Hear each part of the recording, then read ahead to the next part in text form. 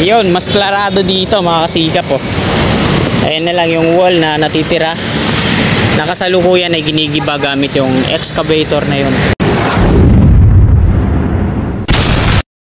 So ayan, happy Friday afternoon mga kasikap. Time check po tayo, alas 3 na po ng hapon. At nandito tayo ngayon sa may kahaba ng Aurora Boulevard, LRT2 station, Anonas sa unahan natin. At mag-update tayo ngayon mga kasikap dito po sa Contract Package 103 Anonas Station ng Metro Manila Subway. Mula dito sa Aurora Boulevard, ito po yung eastbound, mga patungo ng Kogyo at patungo ng Marikina.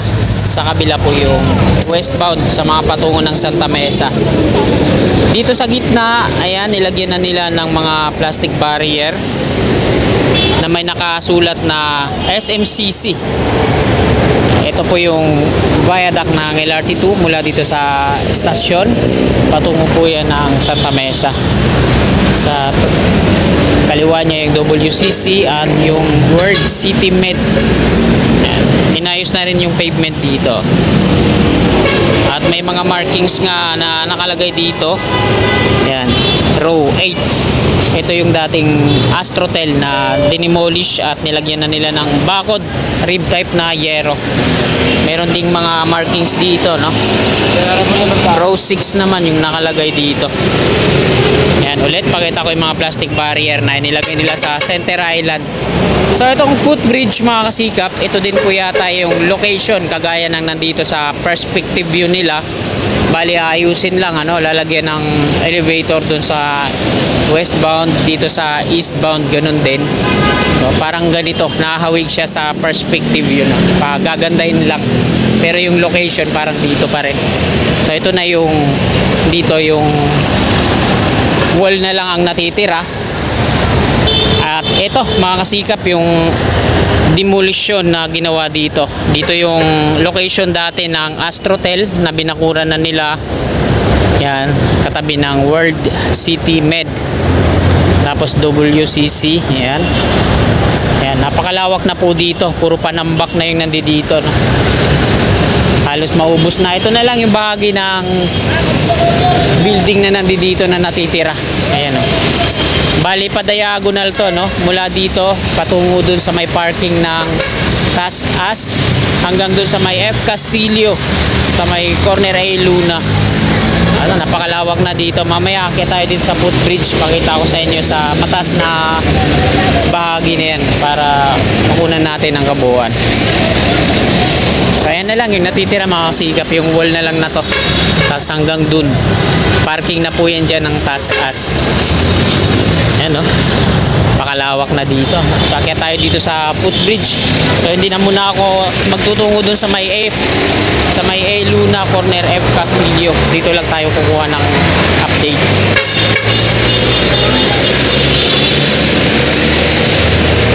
So ito yung Task As. Ito yung parking na dadaanan dyan, no? Yan, dyan dadaan yan. So ito na lang yung bahagi ng wall na natitira. Yan, patungo dun. Ito yung Task As. So hindi na magagalaw tong Task As, ano? Nakalagay sa perspective view niya, hindi na magagalaw yan. Kaya tayo dito. Ito yung footbridge.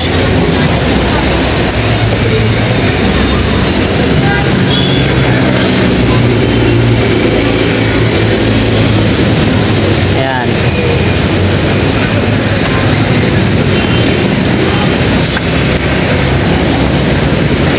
Yun, mas klarado dito mga kasikap oh. Ayan na lang yung wall na natitira.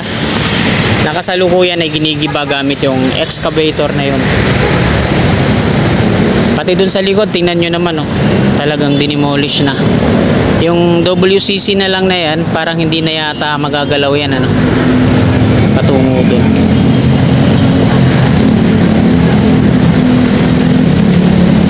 Ayan po yung latest na update natin dito sa Anonas Station ng Metro Manila Subway Project Contract Package 103. Kasama po ito ng Cap Aguinaldo sa package na to, no?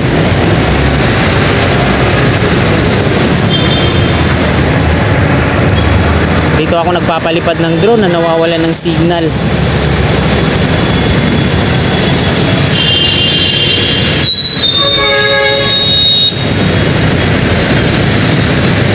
ito yung footbridge.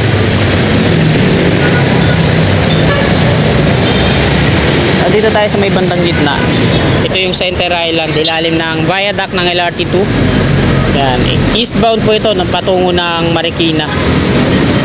Sa kaliwa kanan natin yung westbound patungo ng Santa Mesa. Ito yung mga establishment na nakapaligid sa kanya. Jollibee, 7-Eleven, at yan. So imagine niyo na pag naging subway na to, napakalapit lang niya dito sa station din ng LRT2. Ito yung na station. Nasa kaliwa yung St. Joseph Shrine. At ayan mga kasikap, yung update natin ngayong hapong ito. So tawid na tayo, no?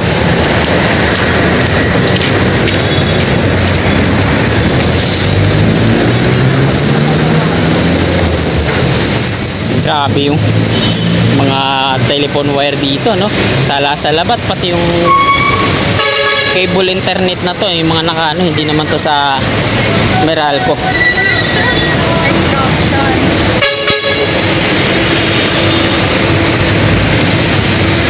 So pakita ko ulit yung paligid dito. Nasa westbound na tayo. Ito yung footbridge tungo doon sa kabila. So may pa dito, 10 commandments.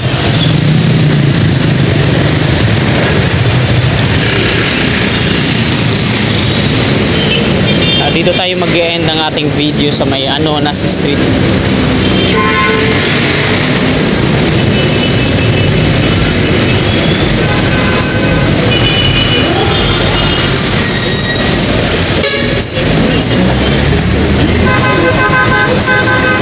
Dito muna tayo dito at kunan din natin ng video sa part na to.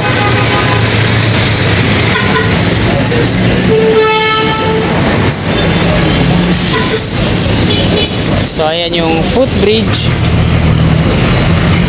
LRT2 Anonas Station. Tapos ayan yung dinidemolish sa harap lang natin.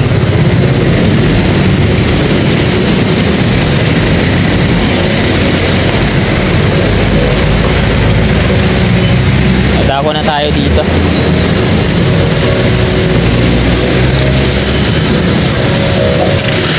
Yung mga establishment na nasa harapan niya lang pag naging na dito, naging Metro Manila Subway.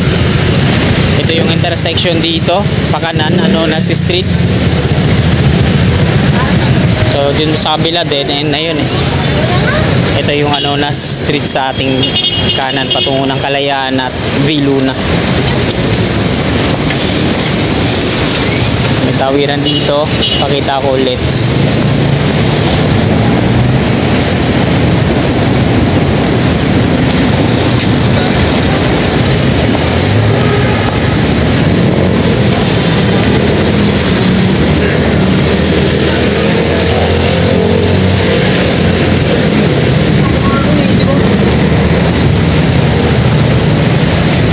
So ayan mga kasikap, ayan po yung latest na update natin ngayon. Araw po ng Biyernes, ikapito ng Marso taong 2025, ikatatlo ng hapon. So magandang hapon po sa lahat. God bless. You're my angel, angel baby, angel.